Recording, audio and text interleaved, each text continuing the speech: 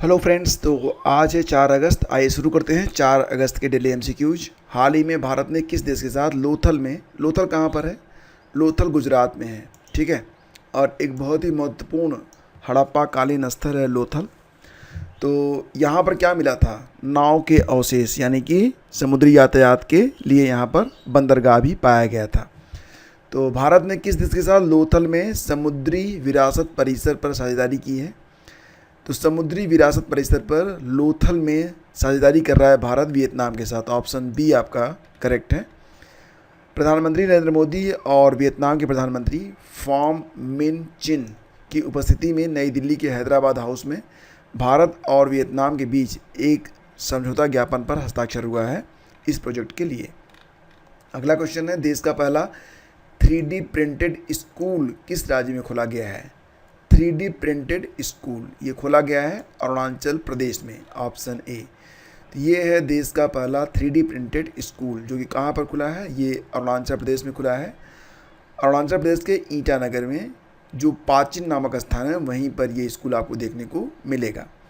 तो अब तक 3D प्रिंटेड के मामले में कई सारी बड़ी उपलब्धियाँ हासिल हो चुकी हैं, जैसे कि दुनिया का जो पहला 3D प्रिंटेड मंदिर था, ये बनाया गया था तेलंगाना में।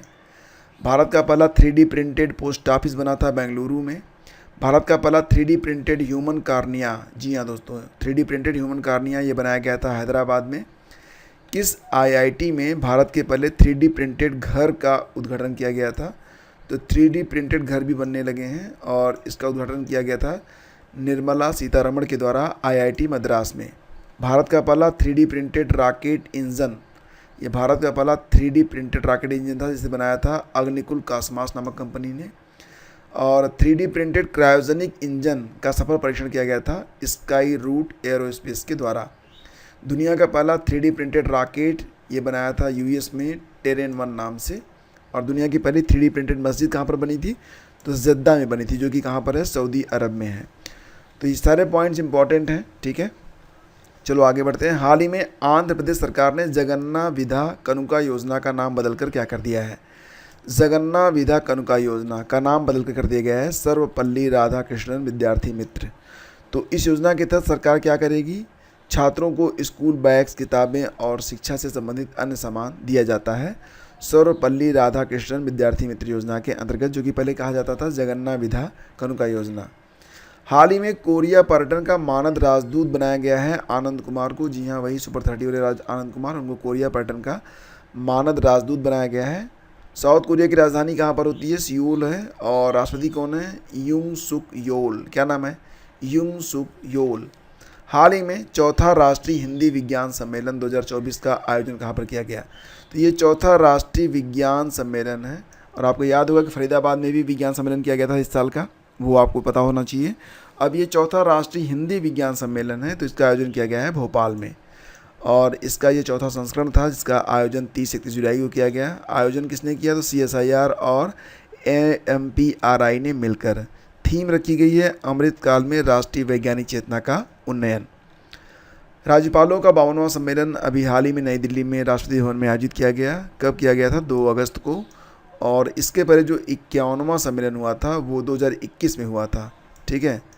हाल ही में सुप्रीम कोर्ट ने SC/ST समुदाय के आरक्षण में उपवर्गीकरण करने की अनुमति देने के लिए अपने किस फैसले को रद्द किया है?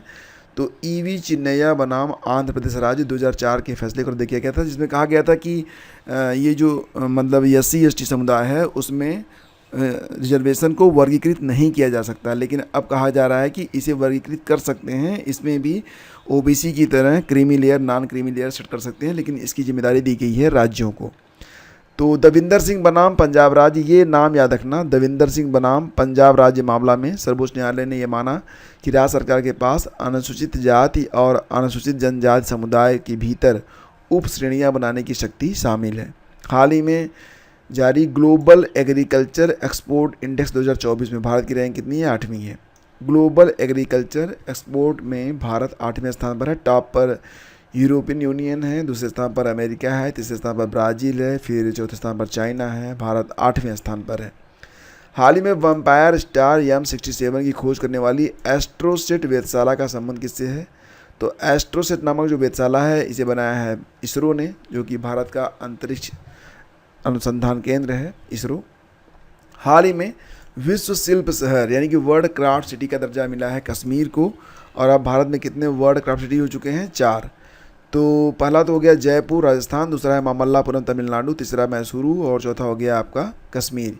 ये वर्ल्ड क्राफ्ट सिटी के टैग से सम्मानित किए गए हैं। और ये टैग किसने दिया है? तो इसे वर्ल्ड क्राफ्ट काउंसिल इंटरनेशनल के द्वारा प्रदान किया जाता है। हाल ही में एंडी मरे ने संन्यास ले लिया है। तो बड़े बड़े खिलाड़ी इसमें संन्यास ले रहे हैं और निश्चित रूप से ये एक ऐसा दौर है जो कि मतलब इसमें जो भी जाने माने खिलाड़ी हैं वो हट रहे हैं, कुछ नए चेहरे आ रहे हैं सामने। तो एंडी मरे ने संन्यास ले लिया है और एंडी मरे का संबंध जो है वो टेनिस से था। ये एक ब्रिटिश खिलाड़ी हैं। हाल ही में रोहन बोपन्ना टेनिस के खिलाड़ी थे, प्रिया श्रीजेश हॉकी, केदार जाधव और दिनेश कार्तिक ये दोनों क्रिकेटर थे, इन्होंने भी संन्यास ले लिया है। एक किताब आई है, नाम है इसका India at 100 envisioning tomorrow's economic power house. तो ये किताब लिखी गई है प्रोफेसर के.वी. सुब्रमण्यम के द्वारा। ठीक है। और अब आपके लिए आज का प्रश्न है, हाल ही में असम राइफल्स के नए डीजी कौन बने हैं? तो कल की वीडियो में मैंने ये प्रश्न आपको पढ़ाया था। तो आप रेगुलर रूप से अगर वीडियो से जुड़े हुए हैं, देख रहे हैं, तो इसका आंसर आप आसानी से दे पाएंगे। असम राइफल्स के नए डीजी बन गए हैं कौन? तो फटाफट इसका आंसर कर दीजिए आप लोग, नीचे कमेंट बॉक्स ओपन है। धन्यवाद आपका, शुक्रिया।